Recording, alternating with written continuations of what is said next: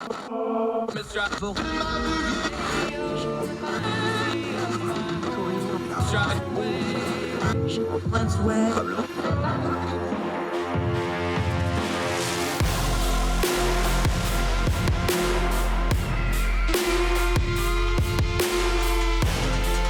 your host, Andrew Donaldson.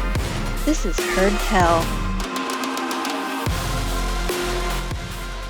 It's Heard Tell Show. Welcome back. I'm Andrew Donaldson. So glad you're joining us on this Tuesday, April the 19th, year of our Lord 2022. Just continues to roll along. Man, April's almost gone. Boy, this year's going quick already. Hope you and yours are well, wherever you are across the street or around the world. A little bit different program today.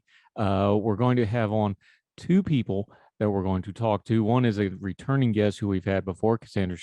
Going to talk a little bit about Pakistan and India. We talked about yesterday with our friend Georgia Gilholy, the importance of India. You can't talk about India without Pakistan. So today, Cassandra Shand returns. Going to talk a little Pakistan, how that fits in the geopolitical realm, things that are going on over there. They just set aside their leader, Imran Khan, who was forced out of power. What does that mean? A lot to go on, kind of a crossroads of a lot of different cross streams in geopolitics. We're going to talk a little Pakistan today.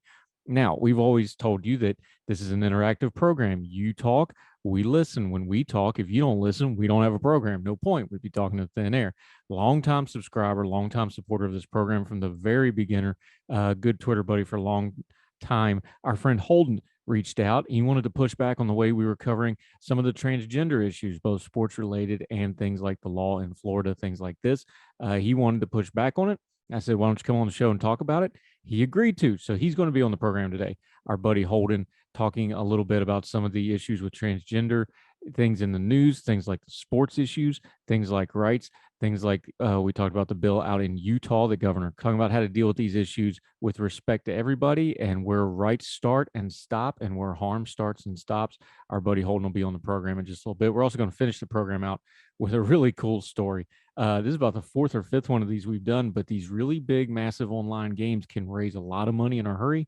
In this case, it's Fortnite, the very popular video game, has raised over $100 million for Ukraine. We will talk about that in the program.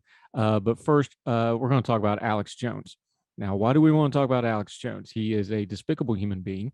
He is the worst of the worst when it comes to people in media, but that's why I want to talk about him. He's the absolute antithesis and the opposite of what we want the Heard Tell program to be. In fact, people like Jones, although he's the extreme example, is kind of why we started doing this in the first place. We talk about turning down the noise. We talk about talking to people that actually know what they're talking about. We talk about getting good information and not getting sucked into the silliness and the nonsense. That's not only what Alex Jones does, that's what he monetizes. And that's how he makes his money. And he's a bad person because he peddles in conspiracy theories that he knows aren't true. He said so in court under oath when he really got pressed on it. And he stirs up the worst parts of humanity and the worst parts of people against each other, against our country, and he monetizes it and makes money off it. Now, we're not against people making money, but if you're doing it off ill-gotten gains, we're going to call you out on it. So there's been news about Alex Jones. He has filed for bankruptcy. 3 different companies that he controls, this is from CNN, tied to Alex Jones, including his fringe media organization, InfoWars, that's his flagship show, are seeking bankruptcy protection, according to court documents filed on Sunday. The move, which could cause civil litigation against the companies, comes after Jones was found legally responsible for damages in 3 defamation lawsuits related to false claims he made about the 2012 Sandy Hook mass shooting. If you remember, this is where he said they were crisis actors. It didn't really happen, blah, blah, blah, blah, blah. Now, under oath in court, he admitted it happened, but this is what he peddles his audience for riches and glory. Again, despicable human being. The type of bankruptcy filing the company made is one that would allow it to stay in business. The InfoWars store has been particularly lucrative. This is where he sells his merchandise. In a 2019 deposition, Jones's father, who operated much of the business, estimated, quote, something like 80% of revenue was probably from the InfoWars store sales. Citing court documents, the Huffington Post reported in 2022 that over a 3-year period from 2015 to 2018, the InfoWars store did $165 million in sales. let's pause there real quick and check in with what's going on over at InfoWars today. Business Insider. Switching gears, that was CNN. This is Business Insider. Far right talk show host Alex Jones is holding a bonanza sale of products on his InfoWars store after the site filed for bankruptcy on Monday. We just read about the store. Following the filing, Jones announced on his show that a quote emergency blowout sale had gone live on his InfoWars store, telling his audience to patronize the store to support him. Quote, this is Jones talking. You want us to be able to stay on the air and be able to move forward in the future. I need you now to not wait and go to the InfoWarsStore.com. Jones said, please don't go to that store. Please don't give this cretin a dime. Especially, back to Jones's direct quotes, those of you who have never bought a book, never bought a film, never bought a t-shirt, never got a supplement, never got an air filtration, never got water filtration, thousands of great items, books, you name it, at InfoWarsStore.com, Jones says. He also pointed to supporters to a button on the site that would allow one to become a, quote, sponsor, which would involve a monthly or one-time donation. Quote, this is do or die time if you want to keep us on the air, Jones said. They are trying to silence you. They are trying to take down the leading voice of the resistance. So what's really going on here? This is really clear cut. He's trying to hide his assets and make as much money as possible to get around these judgments. Let's back up about a week ago, back on April the 8th, Will Summers, in the Daily Beast. Will Summers does a lot of coverage of the fringe right groups. He wrote this, and this will give us the context of what the despicable Alex Jones is really trying to pull off here. In a court motion filed Wednesday in Texas, remember, this is back on April the 8th, so this is over a week ago, the Sandy Hook families claimed that he was concealing InfoWars assets to make the company appear to be nearly bankrupt. The families were joined in a motion by another man suing Jones for falsely accusing him of carrying out the 2018 Parkland shooting, which he also said was fake. The filing was first posted online by Courthouse News. On paper, InfoWars' parent company, Free Speech Systems, seems to lose money every year. Yet Jones has allegedly transferred significant amounts out of the company, fiscal transactions that often coincide with legal setbacks Jones has faced in the Sandy Hook cases. After the family sued him in 2018, for example, Jones allegedly started personally withdrawing a total of $18 million from the Free Speech System bank account over 3 years, along with drawing an annual $600,000 salary. By the way, we know a lot of this stuff because he had a really messy and public divorce case, and a lot of these financials came out. So this isn't just speculation. We've got a pretty good handle on these things. Back to Will Summers and Daily Beast. Remember, this is over a week ago before this current filing. Many of the suspicious transfers centered on a mysterious company called PQPR, which the plaintiffs claimed is controlled by Jones and his family members.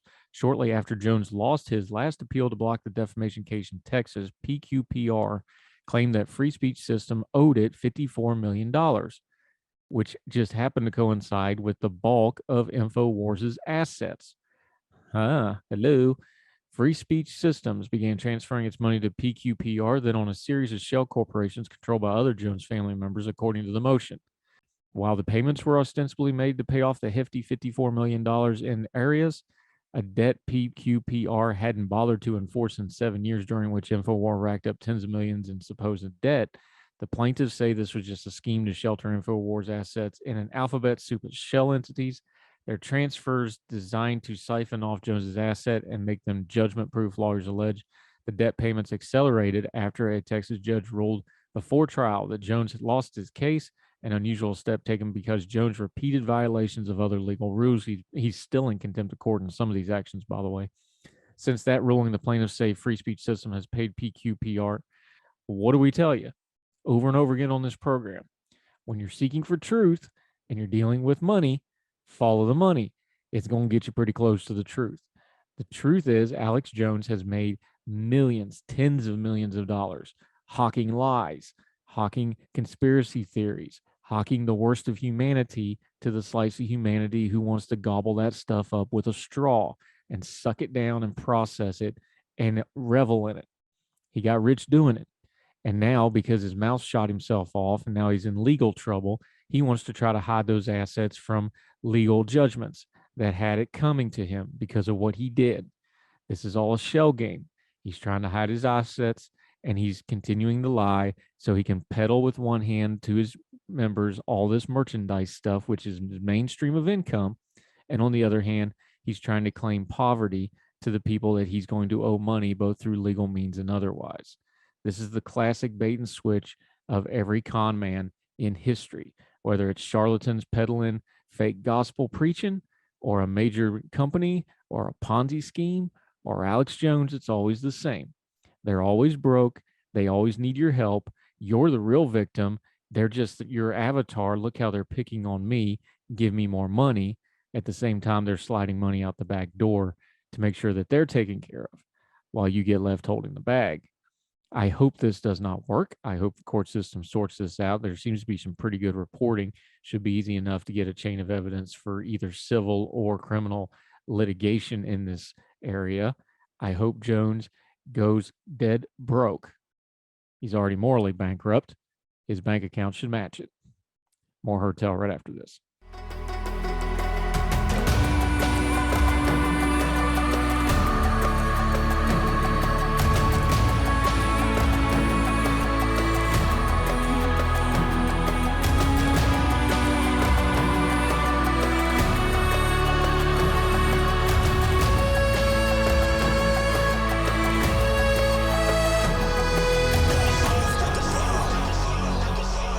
Welcome back to Heard Tell. Oh, she's back. Our friend Cassandra Shand. She's from our Young Voices contributor stable of really sharp folks.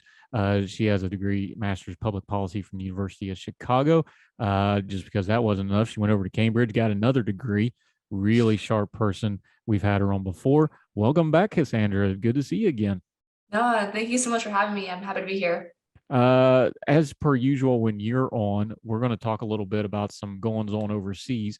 We've been talking a lot about Russia and Ukraine, but there's some stuff going on just to the southeast of that we need to pay attention to. A country that has been very important to American foreign policy for the last 25, 30 years, but we don't always talk about it because it's in the background. Pakistan made its way into the headlines this past week. The removal of Imran Khan as the prime minister. Let's start big picture, though. Why is Pakistan such of strategic interest and geopolitical importance to the United States and, more pressingly, India, China, Russia? They're surrounded by a lot of heavy hitters in what's going on in the world right now, aren't they? Oh, absolutely. They definitely they're very involved with a bunch of different countries. I'd say first China. China is trying to extend an economic corridor from Pakistan to Afghanistan, kind of as part of like a BRI measure, the Belt and Road Initiative. So that kind of directly counters American interests there. Pakistan did not vote to remove Russia from the UN Human Rights Council. So this is before Khan left office, but definitely there we kind of see that they're still kind of favoring Russia. Pakistan is not like India. There was no bilateral relationship between India and Pakistan during Khan's tenure. Pakistan's current friendliness with the U.S. China is their primary strategic partner. The U.S. there's definitely a lot of anti-American sentiment there within the ruling officials. They did not want the U.S. to put any sort of base or have any sort of CIA presence at all whatsoever in Pakistan. The current status quo is that the U.S. is a little anxious about what Pakistan is thinking, which way it's going to go. And I think with the ousting of Khan, we could see a movement in either direction. Now, there's a couple other things at play here why we get nervous about Pakistan. They have nuclear weapons. They are perpetually in a shooting war with India over the Kashmir region. They have very complicated and longstanding ties to Russia, going all the way back through the Soviet years. We know about their constant involvement and, frankly, being a major player in our own role in Afghanistan over the last 20 years. You can go all the way back to harboring bin Laden, all the way through to the downfall of Afghanistan, where a lot of those guys went to Pakistan, then came back. There's a lot of stuff to sort through here. But in the near term, does America even have a coherent policy towards Pakistan right now? Because it sure seems like it's been kind of slapdash, and then this kind of caught a lot of people off guard. Obviously, we're paying attention to other things, and America's a little bit isolationist in mood right now. Do we have a current, if I just ask the normal Politico in America, what's our standing policy towards Pakistan? Does anybody have a coherent answer? I don't think they have one actually. No, I think right now we've got this massive pivot towards Asia, so that's where a lot of our resources, pre-Ukraine crisis, were allocated. Now we have Ukraine and Russia. Now we're kind of focusing a little bit on Europe again. But as far as like the whole the Pakistan, Afghanistan area, we've largely moved out. I think our main concern with Pakistan kind of has to do also with its neighbor, India. India is part of the Quad. It's a major strategic ally of ours, but right now India is kind of being weird. Like, I mean, they're also kind of courting Russia at the same time. So I think if anything, anyone who discusses Pakistan might be like, oh, what about India too? I think there's a lot of like precarity right now in that area. But as we kind of previously discussed, like nothing happens in isolation. Pakistan is heavily involved with other countries that we're very, very concerned about, namely China. So yeah, I think I don't think we really have a coherent strategy. I think it's more just like Pakistan is involved with so many different players that it's hard to kind of keep track. Talk about that Quad for just a second, because that's a term, talking to Cassandra Shan. That's a term that our Australian friends have been talking about a lot, our Southeast Asia friends. They're very apparent. That's not something that gets talked about in Western media, and especially American media, even in policy circles. They don't talk about it, but that's something our friends over on that side of the world, they talk about it constantly. It's an important topic to them. Just real quick, explain. I know you mentioned the countries. Explain the Quad and why that's so important. Yeah, so the Quad is our current defensive alliance in kind of like the Pacific area. We have Japan, we have Australia, we have India and the US. It's kind of like our main fortress against anything that happens around Australia, around the South China Sea. That's kind of where all of our efforts are focused through the Quad, at least. That's what the Quad focuses on. We do a lot of military engagements with them, military exercises. The Quad was kind of one of the underlying reasons we had like the AUKUS agreement, which was kind of like this now, like the US and UK working together to get the Australians and nuclear submarines. But yeah, the Quad, at least I think it definitely is a major alliance in that area, and I think it's more fragile right now than it has been as of late, at least with these new conflicts in Ukraine and India's like continuous kind of like, oh, what are we gonna do? India's kind of like a lack of decisiveness as to whether they want to go on the American side or the Russian side, even though we have an agreement with them. So yeah, I think that's more of an American issue rather than anything else, personally. But We'll continue our conversation with Cassandra Shand, a Young Voices contributor. Her tale continues right after this.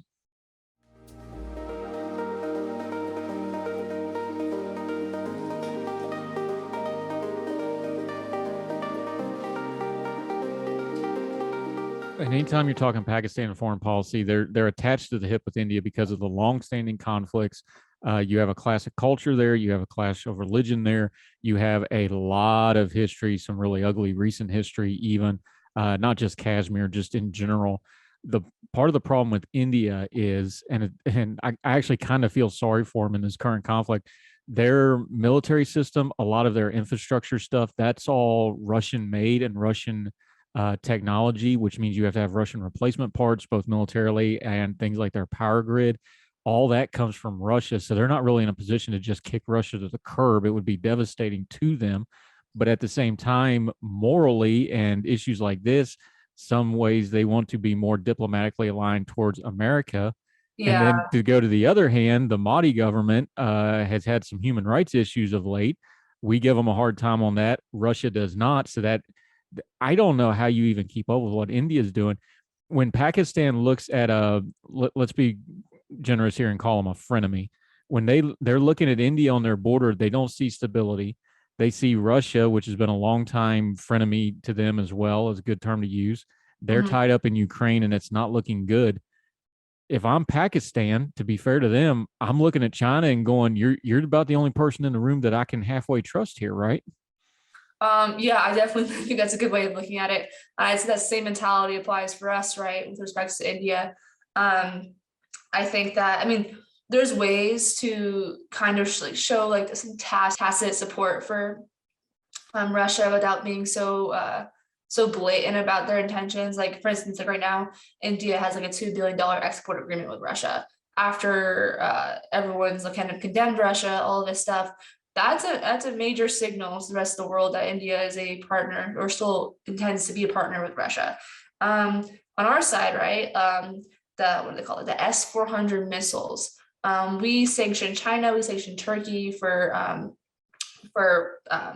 receiving imports of this like kind of like rocket missile defense system from Russia, and we do the same for India. India has them. We never condemned them whatsoever. We saw them as an ally. We're like, okay, whatever. It's like we'll ignore it this time. And now we're in a situation where India is kind of playing both sides. It's looking kind of scary for us, at least with like our existing security commitments.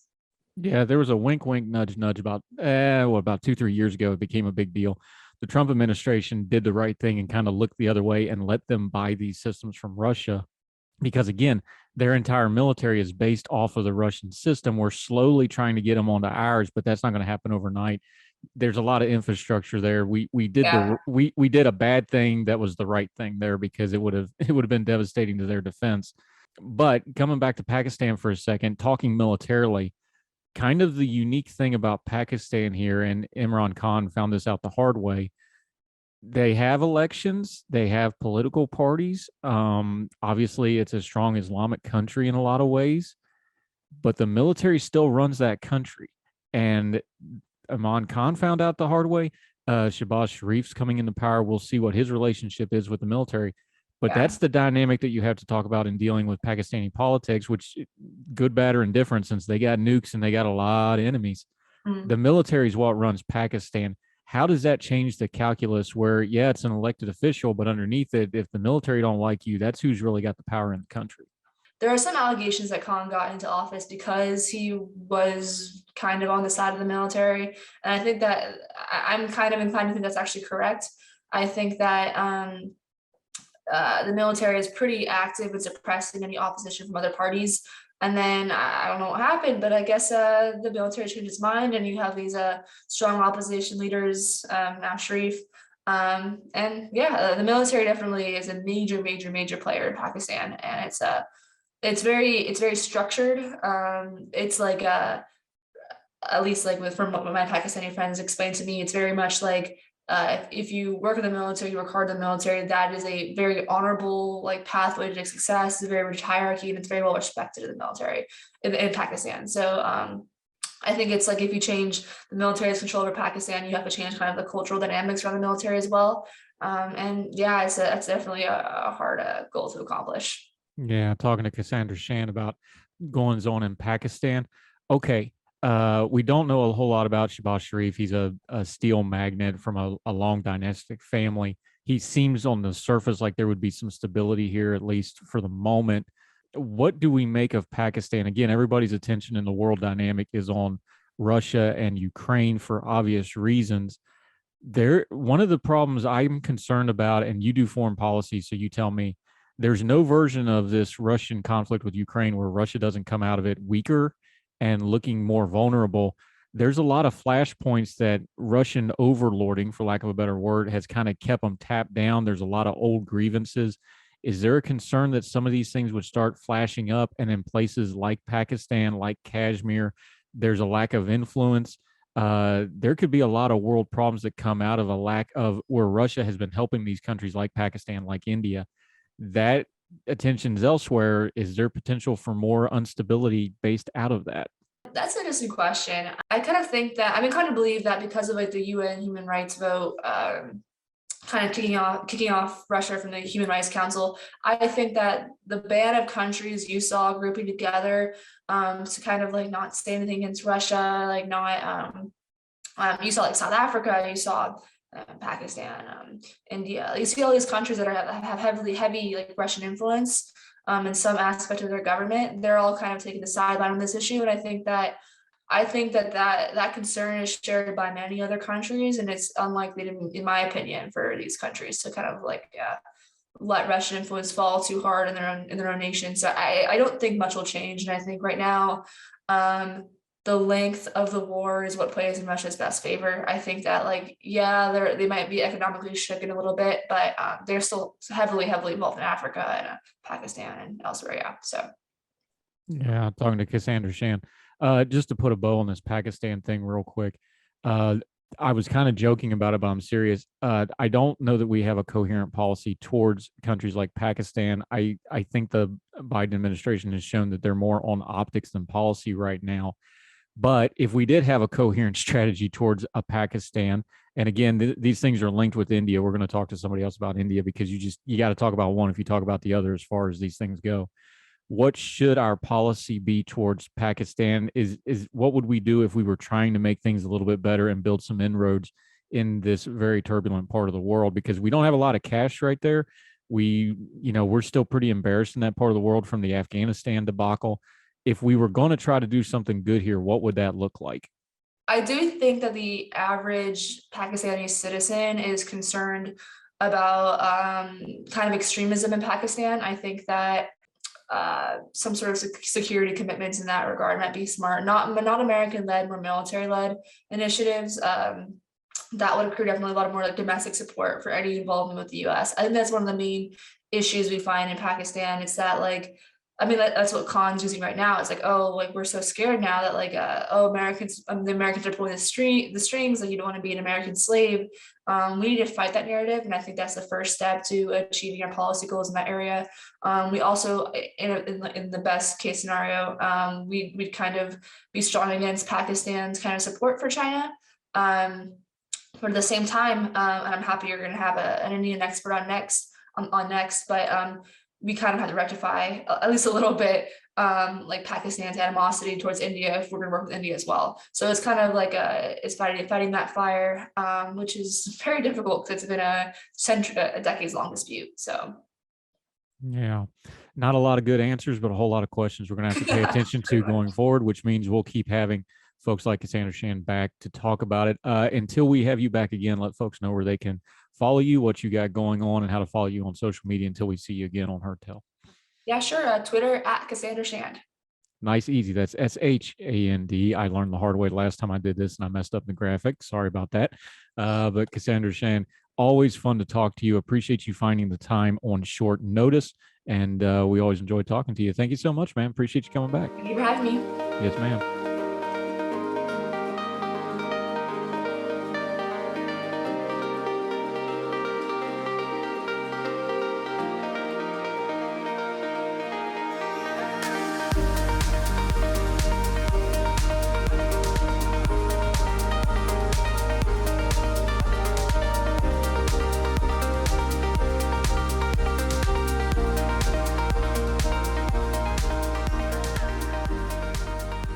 Welcome back to Heard Tell. I'm Andrew Donaldson. Okay, we always tell you if you don't listen, we don't have anybody to talk to, and our interactions with you folks are important to us. We've done whole segments. In fact, we've done segments based off what this individual has sent to us before, and he reacted to something we had on the program, wanted to come on and talk about it. I offered, he took me up on it, and I appreciate it. He's been a friend of the program since we started it. He's been a good Twitter buddy. He is an avid fan of Meatloaf, the singer, not the thing that Chris Christie was forced to eat. And he's a good Twitter follow. Follow him at Holden114. Holden, my friend, how are you, sir? Very good. Thank you, Andrew. Thank you for having me on. Anytime. I appreciate the feedback. Okay, so we were talking about the Florida legislation and the Utah legislation that was aimed at transgender kids. You took a little bit of exception, not so much what I said, kind of how I said it and the way I framed it. But I'll give you the floor on it. Where do you think I strayed wrong on that? Or where do you think we should be maybe having a more productive conversation than the way I set it up? Let me start by echoing some of yours and Governor Cox's sentiments. Obviously, this is a delicate subject where tensions can run very high. Gender dysphoria must be a difficult condition to live with.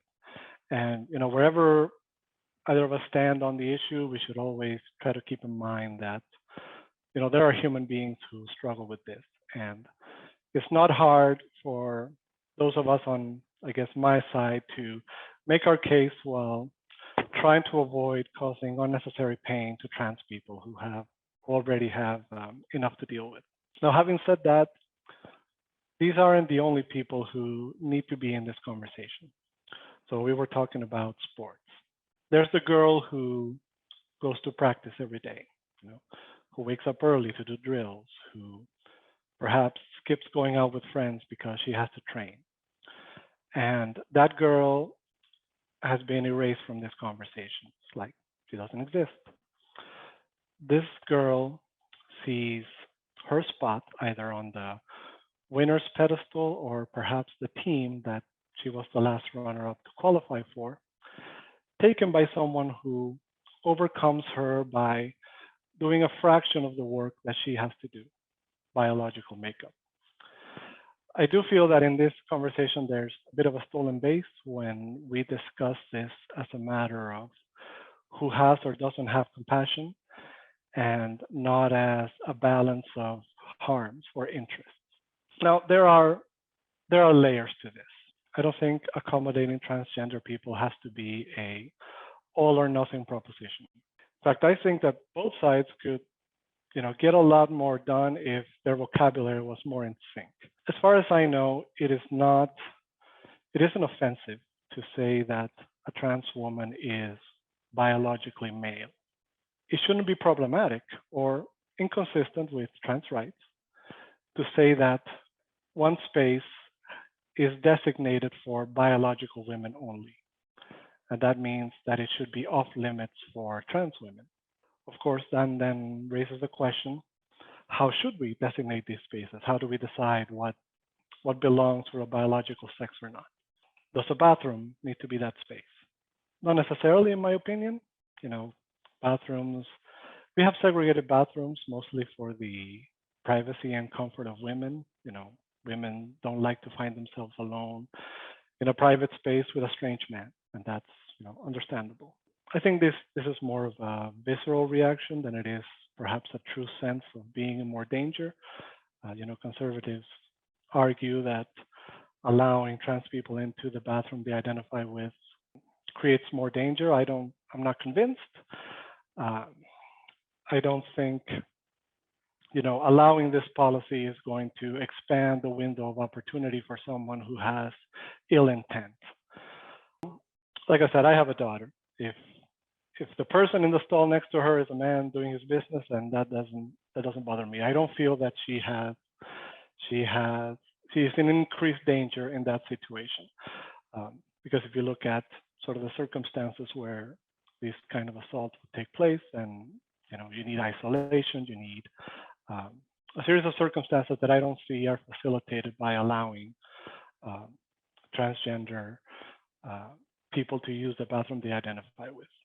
You get into locker rooms. Well, locker rooms are a little more complicated because then you have to who might be exploiting the policy to leer at women or something. What I'm getting at is that a lot of the pressure points in this conversation involve cultural norms and customs. We can and we are, I guess, nationally and as a society, we are having the debate over what we can change, what we need to keep the same, and what we can be flexible on. If I had a trans friend or coworker, I don't mind using their preferred name and pronoun, because that's not something that I see as harm to me to use that. Now, you can argue that there's a little bit of harm in not being able to, or being pressured to speak an untruth as you see it. But living in society is a daily exercise in knowing what to say out loud and what to keep to yourself for the sake of comity and for other people's feelings. So that is not something that I think takes a lot of effort. I know you're concerned about suicide rates, and I would hate to think that anything I do causes someone pain or pushes them to harm themselves. So I think there is plenty that we can do to make it easier for transgender people to live in a way that comes at little cost to us. Yeah. Now, sports are another matter. There are reasons why we separate boys and girls in sports at all ages.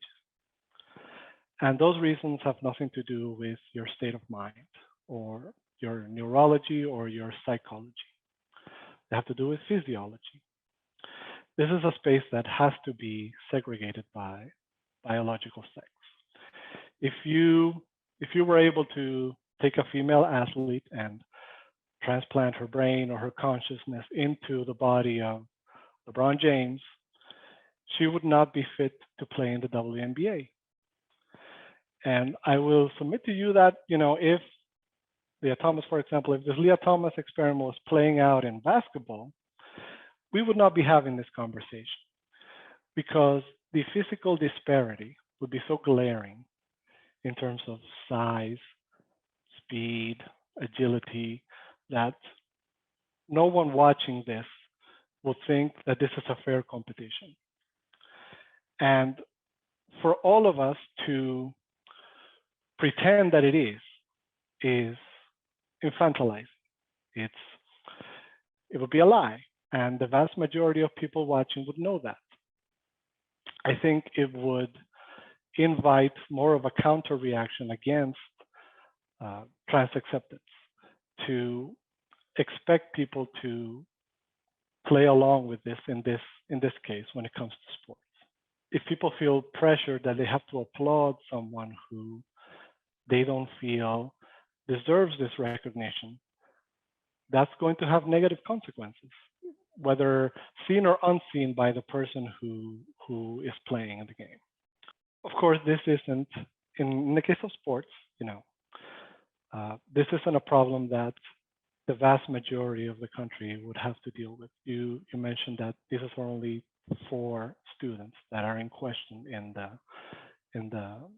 the bill that you mentioned. So those 4 students, like I said, you would have to evaluate how the reaction to their playing in their local teams would come back on them. But then, even if it's just only 4, depending on how far they pursue their sports, goals, as long as they are competing against, people who are against girls who are, let's say, training at the same level as they are. So obviously, because you're transgender doesn't guarantee that you're always going to win, because obviously there's a lot of factors beyond that. So how hard you train. But if you have, a transgender woman and a biological woman with the same level of training regimen, then you can easily conclude that the trans woman is going to have an advantage and is going to win out most of the time. So there's only 4 in the state. So maybe that's not a problem. That is not a problem that even in the most permissive trans policy, this isn't a problem that, the vast majority of sports leagues across the country are going to have to deal with. But once you start aggregating, going up the chain of accomplishments, then you're going to see those transgender athletes get a more prominent role in the victories of these sports competitions. In Connecticut, 2 transgender high school track athletes began competing in the women's team in 2017. They did that on 2017, 2018, and 2019. And in that time, they took 15 state track championship titles. In the previous year, talking about 2 transgender students. In the previous year, those titles were held by 9 different girls. So those are life paths that get altered. Those are, those could have been scholarships for those girls. That's harm. So what I would get back to is that we have a balance. Well, in one sense, there is a lot we can do to accommodate transgender people. And like I said, to give them support and perhaps make life comfortable for them. But I think there is a line that at some point we need to draw. And I think sports is where we have to say, okay, now this is intruding on other people's interests and well-being too. And we have to balance those competing harms. I'm not sure where we should stand. Obviously, this is a conversation it's kind of in its early stages. Well, this is going to be discussed for a long time, but I think we need to not lose sight of the fact that there's more than one side to this. We'll continue our conversation with our friend Holden, subscriber and longtime supporter of Heard Tell, right after this.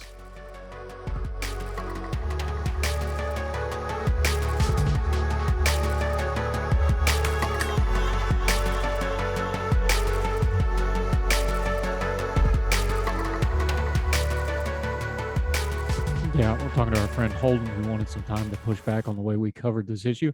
The eternal struggle in a free society is where one person's rights stop and another person's rights start, and the conflict between them we could discuss that all day. That's the heart of this issue. But let's talk on the practical side just real quick to put a bow on this. We talk about drawing lines. I'm agreeing that we got to be careful about competitive balance is not the right word, but to make competition fair, especially for younger children, keeping things fair for underage. And once they get to adults, it's kind of a stickier situation. The thing is, if you're going to draw a line, somebody's got to enforce it. So the question is, what is the proper enforcement?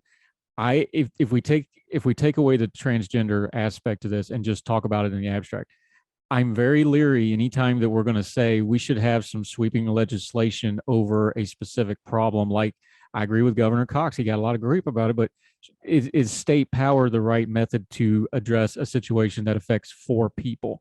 The Leah Thompson situation, you have the 36th ranked female swimmer who, even in the event she won, she's like 10 seconds off the record time in her event. Is this something that's appropriate for a national level or a state level legislation, or is this something that school boards, local facilities, NCAA in that case, that we should leave to them to do it? That's a harder conversation of like, okay, if we're going to have rules, who's going to enforce them? And then I have questions, regardless of the transgender aspect of it, of is this a good use of governmental power and government authority? And are we going to write this specific so that it doesn't have unintentional harm? I know people will say slippery slope, this could continue. Maybe it could, but you've got to write legislation in black and white. And I get concerned when we start writing legislation for 4 people, 1 specific swimmer, 2 people in Connecticut. That's my concern. What do you think about something like that? Well, I do think it is a matter fit for legislation. I mean, obviously, we already have a Civil Rights Act that deals with sports teams, for girls, and what rights do they have if these were not transgender students, then absolutely the government would take action. We are sort of, I don't want to say giving it a pass, but we are, I guess, we have muddled the issue because we now have a as it came up during the confirmation hearing, we're having a sort of a debate over what a woman is. Is being a woman something that exists in your mind, or is it something that exists in your physiology? So I think that's something that we're going to have to clarify as a society, because I think a lot of the conflict we're seeing is because we don't have an agreement on that, and one side thinks one thing and one side thinks the other. You mentioned that it's only these 4 students. Well, we're only just now dipping our toes into this issue, so some people have to be the first. If these transgender students are allowed to play in the team that they choose, and presumably, excel at it, win any number of competitions over their biological women, then that's going to open the door to more transgender athletes to do the same thing. So do we want to deal with this now in its infancy? I would say yes. Let's deal with this now. Let's clarify this now. It will be much easier to do this now than to wait, 10, 20, 30 years when there's a lot more common participation from transgender athletes in sports, in my opinion, displacing biological women from their rightful places on those sports competitions. I would say yes, let's deal with it now. Our friend Holden, he wanted a little bit of time to respond. I offered to do it. This is what we like to do. We like to have grown folk discussions, even on touchy issues, do some active listening, hear each other out. You can find him online, Holden114 on the Twitter. He's been a good friend for a while. My friend, I appreciate your time today, and we'll keep talking about this and a whole bunch of other touchy issues, and I appreciate you listening. Thank you very much, Andrew. Thank you for having me on. Thank you, sir. Appreciate you.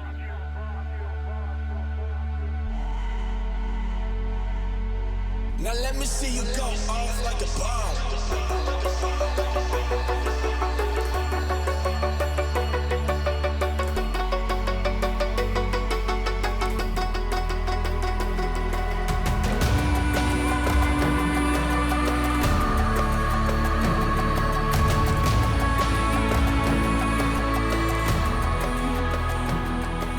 Welcome back to Hertel. We always try to end on a happy or a good note, or at least a lighter-hearted note, because we have to cover some really serious topics like we had to do today. Very serious topics, very sober topics.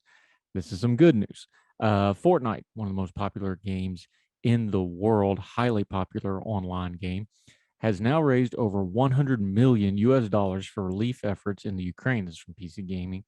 Since the launch of Chapter 3 Season 2, Epic has been donating all proceeds from the Direct Relief, UNICEF, and UN World Food Program and the UN Refugee Agency. And the company has now added the World Central Kitchen. That's Chef Jose Andreas's organization, does great work. To the list of organizations it's supporting, all proceeds from real money purchases in Fortnite will go to support those organizations until April the 3rd. Epic says it's getting those funds to the supported charities as quickly as we can. We're not waiting for the actual funds to come into our platform and payment partners, which can take a while depending on the share. As transactions are reported, we log them and send the funds to humanitarian relief organizations within days. Epic's Fortnite donation effort began on March the 20th, and by March 21st, the company announced it had raised $36 million on March 22nd. In total, it reached $50 million, and by March the 25th, the number was over 70 million. And now well into March, they're up over $100 million. Amazing. The Ukraine donations have been enough to draw a word of gratitude from Ukrainian Vice Minister, Mikhailo